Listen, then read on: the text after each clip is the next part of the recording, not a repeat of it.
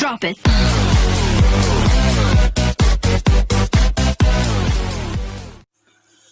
Bismillahirrahmanirrahim. Assalamualaikum warahmatullahi wabarakatuh. Bertemu lagi dengan saya, Misbahul Munir, mahasiswa pendidikan bahasa Arab semester 4 kelas C. Pada video kali ini, saya akan sedikit menjelaskan mengenai metode Samiyah Syafawiyah pada mata kuliah metodologi pengajar bahasa Arab yang diampu oleh Bapak dosen Pak Hasan Syaifullah Magister Agama. Langsung saja, mari kita masuk ke materinya. Yang pertama, kita akan membahas latar belakang dari metode Samiyah Syafawiyah atau yang biasa dikenal dengan metode audiolingual. Mula-mulanya, metode ini muncul di Amerika Serikat. Kelahirannya tidak terlepas dari konteks sosial politik negara pada waktu itu, yaitu ketika terjadi pergolakan Perang Dunia Kedua. Maka dari itu, didirikanlah badan yang dinamakan dengan Army Specialized Training Program pada tahun 1942. Setelah didirikan, badan tersebut masih kurang sesuai nih dengan tujuan dari Amerika Serikat. Maka dari itu, pada tahun 1947, setelah 5 tahun, muncullah metode audiolingual. Metode ini mencoba menstimuluskan cara belajar bahasa asing secara langsung dan intensif dalam berkomunikasi. Kemudian materi selanjutnya kita akan membahas landasan teori dari metode Samiyah Syafawiyah atau audiolingual.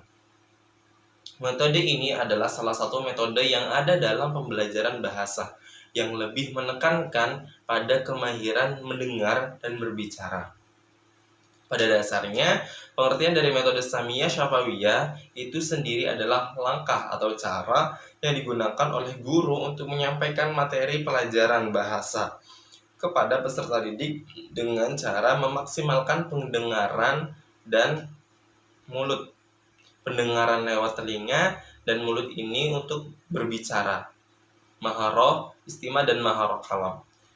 Yang lebih menitik beratkan pada praktek-praktek langsung bahasa Arab itu sendiri. Sedangkan cara mengaplikasikannya lebih menekankan aspek istima, mendengar, dan kalam berbicara daripada aspek qiraah dan kitabah, tapi tidak melupakan aspek qiraah dan kitabah tersebut. Kemudian materi selanjutnya kita akan membahas karakteristik dari metode Samiyah Syafawiyah. Karakteristik yang menonjol dari metode Samiyah Syafawiyah atau audiolingual ini ada beberapa pendapat. Saya mengulik pendapat dari Fuad Effendi. Dari Fuad Effendi ini juga terdapat banyak sekali karakteristik.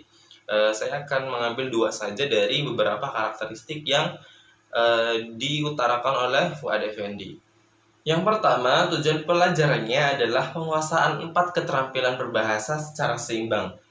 4 tersebut adalah maharoh kalam, maharoh istima, maharoh qiraah, dan maharoh kitabah. Kemudian yang kedua, urutan penyajiannya adalah menyimak dan berbicara, baru kemudian membaca dan menulis. Nah, keterampilan 4 bahasa tadi itu secara seimbang, jadi tidak melupakan keempat keterampilan bahasa tersebut, akan tetapi bertahap. Yang pertama, mengutamakan keterampilan kalam atau berbicara dan keterampilan istima atau mendengar atau menyimak. Kemudian baru ke tahap keterampilan membaca, qiraah, dan keterampilan menulis kitabah, seperti itu. Kemudian materi selanjutnya dalam metode Samiyah Syafawiyah kita akan membahas tujuan dari metode audiolingual ini. Untuk mempermudah pengaplikasiannya dari metode audiolingual, strategi merupakan sarana untuk mencapai target tersebut. Tujuan dari strategi adalah agar mampu menjadi solusi alternatif dalam rangka menghilangkan kejemuan dan kesulitan dalam pengajaran bahasa Arab. Tujuan utama pengajaran bahasa asing melalui metode ini adalah kemahiran mendengarkan sehingga mampu memahami atau mengerti dengan pembiasaan yang berulang-ulang terhadap bunyi atau ucapan-ucapan bahasa itu sampai menimbulkan kepekaan alat indera yaitu telinga sehingga serasi dan mudah dipahami. Itu merupakan tujuan dari metode Samiyah Syafawiyah. Nah, di dalam metode audiolingual ini juga memiliki peranan guru dan peranan siswa. Peranan pelajar atau peranan siswa cenderung untuk memberi respon secara serentak atau secara individual seperti membeo dan sering tidak mengetahui makna yang diucapkannya. Jadi hanya mengikuti ucapan yang diutarakan oleh gurunya saja.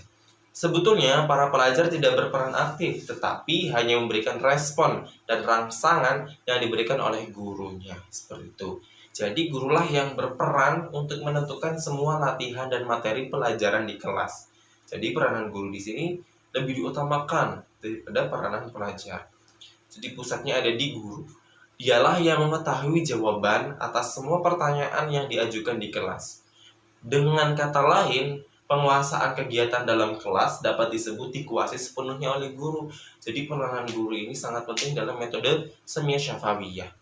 Nah, setelah kita tadi mengenal peranan guru dan peranan siswa dalam metode Semiyah Syafawiyah, sekarang kita mengenal peran bahan ajar dari metode Semiyah Syafawiyah atau audio lingual. Pada hakikatnya, metode ini lebih mengutamakan sisi pendengaran dan pengucapan, yaitu maharo istima dan maharo kalam.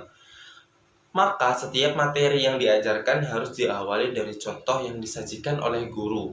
Kemudian baru murid menirukannya, stimulus respon dari apa yang disampaikan oleh guru. Seperti itu kurang lebih. Materi selanjutnya adalah langkah-langkah pembelajaran dari metode audio lingual. Menurut Zainul Arifin dalam bukunya dan Abdul Halim Hanafi dalam bukunya, yaitu Surat Ta'limul Lughal Arabiyah, bahwa langkah-langkah yang ditempuh dalam metode audio lingual adalah ada beberapa nih teman-teman. Saya sebutkan satu persatu ya. Yang pertama ada dimulai dengan hiwar atau kiroah yang pendek.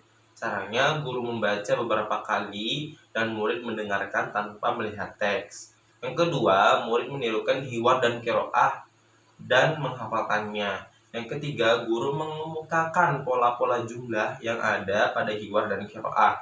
Yang keempat, menampilkan hiwar dan kiroah yang dihafalkan dan dilatih di depan kelas. Yang kelima, menjadikan jumlah-jumlah tersebut sesuai dengan pola-pola jumlah yang telah dipelajari. Yang keenam, dan yang ketujuh, latihan sekitar nas qiraah atau di luar nas qiraah. Materi terakhir pada metode Semiyah Syafawiyah yaitu mengenai evaluasi pembelajaran nih. Terlihat bahwa metode audio lingual atau Semiyah Syafawiyah pada dasarnya tidak hanya menekankan latihan pembiasaan para pelajar untuk membentuk kecakapan berbahasa, tetapi juga kecermatan pengajar dalam membimbing mereka sangat diperhatikan. Oleh sebab itu, seorang pengajar harus benar-benar menguasai prinsip-prinsip itu. Nah, mungkin itu yang bisa saya sampaikan. Apabila ada kekurangan mohon dimaafkan. Wassalamualaikum warahmatullahi wabarakatuh.